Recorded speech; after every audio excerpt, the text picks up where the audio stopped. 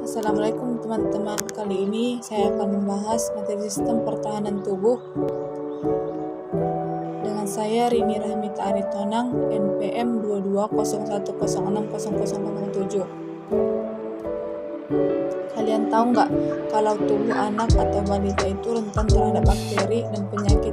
Hal itu bisa datang dari berbagai tempat dan kondisi. Namun, jangan khawatir, karena di dalam tubuh terdapat sistem pertahanan tubuh untuk menyerang penyakit.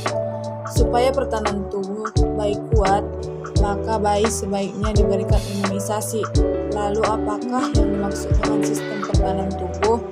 Bagaimana sistem pertahanan tubuh bekerja? Oke, kita langsung bahas ya. Komponen pertahanan tubuh dibagi dua, yaitu antigen dan antibodi. Antigen atau imunogen. Berbagai organisme atau substansi asing yang masuk ke dalam tubuh dinamakan dengan antigen.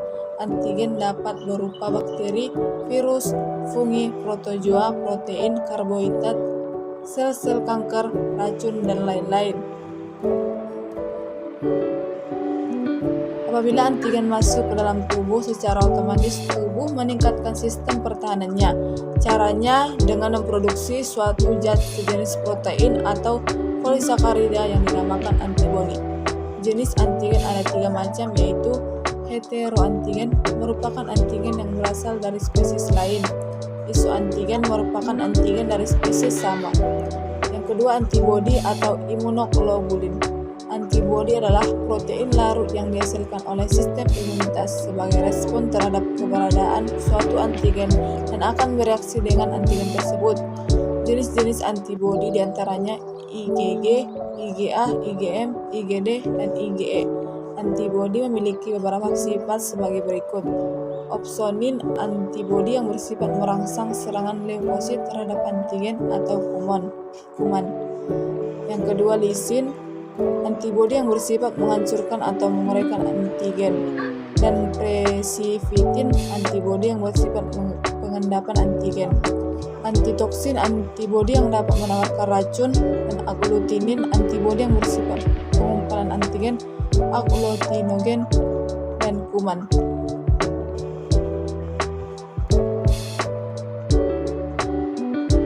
Mekanisme pertahanan tubuh.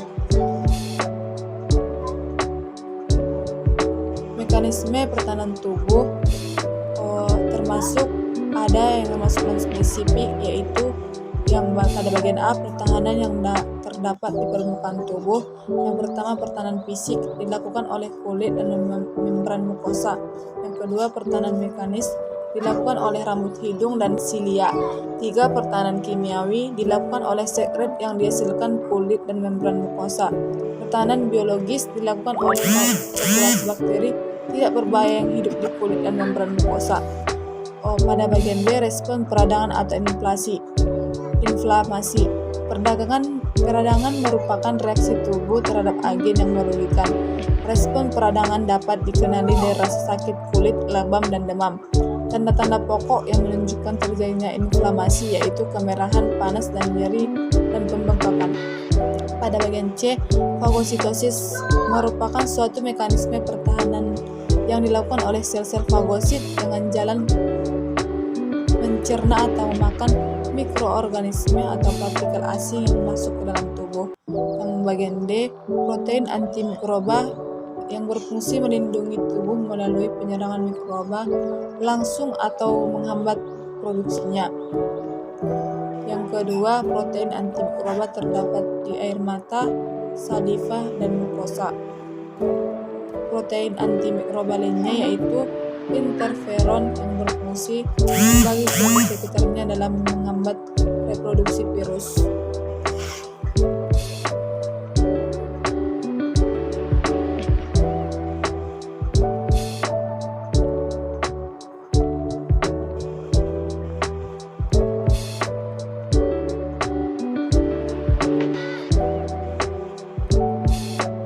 Bisa kita ambil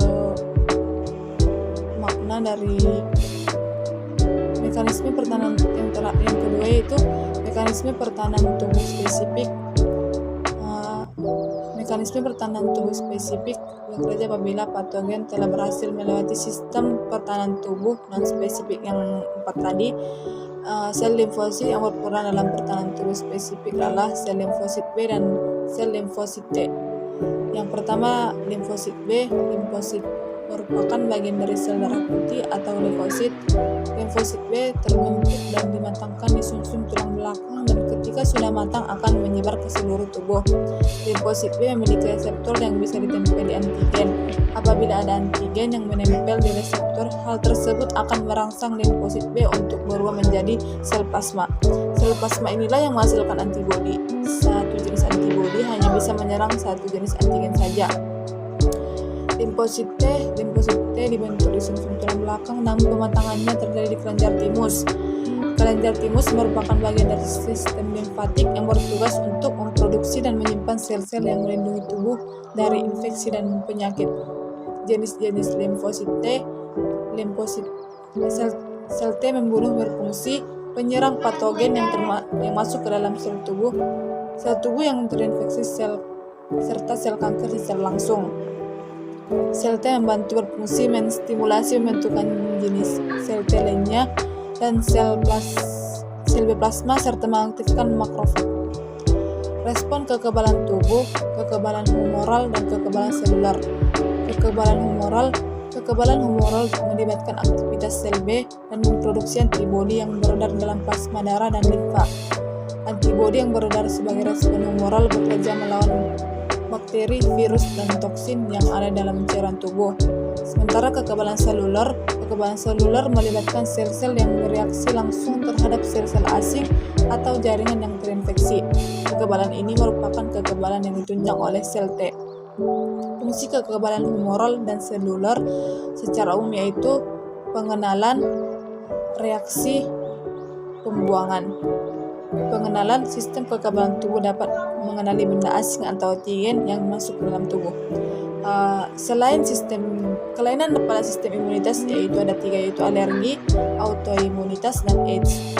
Alergi merupakan suatu reaksi kekebalan tubuh terhadap suatu hal. Substansi yang dapat memicu alergi disebut dengan alergen. Substansi yang dapat menyebabkan infeksi misalnya gigitan serangga, debu, bulu hewan, obat-obatan, serbuk sari, dan jenis makanan tertentu. Autoimunitas merupakan gangguan pada sistem kekebalan tubuh saat antibodi yang diproduksi justru menyerang sel-sel tubuh sendiri karena tidak mampu membedakan sel tubuh sendiri dan sel asing. Yang ketiga yaitu AIDS. Penyakit AIDS ini merupakan penyakit yang disebabkan oleh karena virus HIV atau Human Immunodeficiency Virus. Penyakit ini belum ditemukan obatnya sampai sekarang ini. HIV menyerang pada kekebalan tubuh manusia. Jika seseorang terinfeksi HIV, maka kekebalan tubuhnya akan turun drastis dan tubuhnya akan mudah terserang oleh penyakit-penyakit lain.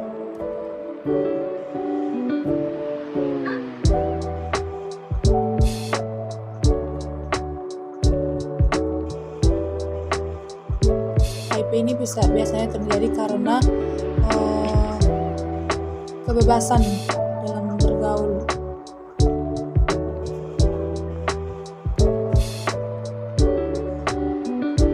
Jadi kita harus lebih pandai menjaga diri kita ya teman-teman, supaya tidak terkena yang namanya penyakit AIDS.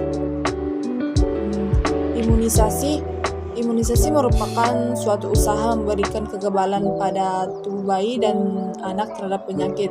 Imunisasi merupakan tindakan dengan sengaja memasukkan vaksin berupa mikroba hidup yang dilemahkan. Vaksin dimasukkan ke dalam tubuh melalui suntikan atau diminum. Setelah vaksin dimasukkan ke dalam tubuh, sistem pertahanan tubuh akan bereaksi membentuk antibodi. Imunisasi merupakan salah satu pencegahan penyakit infeksi serius yang paling efektif. Imunisasi dibedakan menjadi 2 macam, yaitu imunisasi aktif dan imunisasi pasif. Imunisasi aktif ini merupakan kondisi pada saat tubuh dapat membentuk imunisasi sendiri terhadap bibit penyakit dengan cara memasukkan vaksin ke dalam tubuh seseorang dengan tujuan untuk merangsang tubuh membentuk antibodi sendiri. Contohnya imunisasi polio dan campak. Sementara imunisasi pasif merupakan imunisasi yang terjadi pada saat tubuh memperoleh imunitas dengan cara menyuntikkan serum yang mengandung antibodi terhadap suatu penyakit ke dalam tubuh. Imunisasi pasif sering dilakukan dalam keadaan darurat yang diperkirakan tidak ada waktu untuk pembentukan antibodi yang cukup untuk melawan antigen yang masuk. Contoh imunisasi pasif yaitu pemberian serum antibisa ular pada orang yang terkena gigitan ular berbisa. Oke, itu saja penjelasan dari materi saya. Jika masih banyak kata-kata atau pengucapan yang salah, saya mohon maaf. Kepada Allah saya mohon ampun. Assalamualaikum warahmatullahi wabarakatuh.